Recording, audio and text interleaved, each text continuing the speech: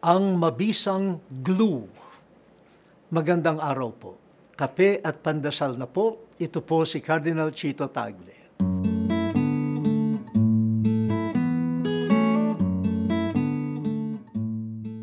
Sa paaralan, hanap ng guro at mag-aaral ang mabisang glue para sa mga projects. Ganoon din ang hanap ng mga karpintero at gumagawa ng muebles. Pati nga sa bahay, mabuti kung may nakatabi kang glue para sa mga dapat pagdikitin o buuin na gamit.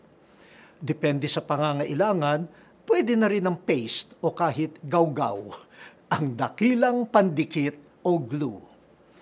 Paano kung ang dapat pagdikitin ay hindi papel o kahoy o plastic, kundi tao, mga isip at puso, mga kakayanan at talento?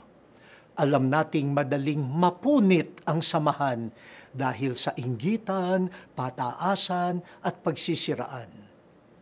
Ang glue na makatutugon sa ganitong pagkakataon ay ang pag-ibig. Hindi maghahangad ng masama sa kapwa ang umiibig. Uunawa at magpapatawad ang umiibig. Masigasig na tutulong ang umiibig. Sa dami ng glue na meron ka, huwag kalimutan ang pinakamabisa, ang pag-ibig. O Diyos, salamat sa pag-ibig mong laging nagdidikit sa napupunit na ugnayan namin sa iyo at sa kapwa.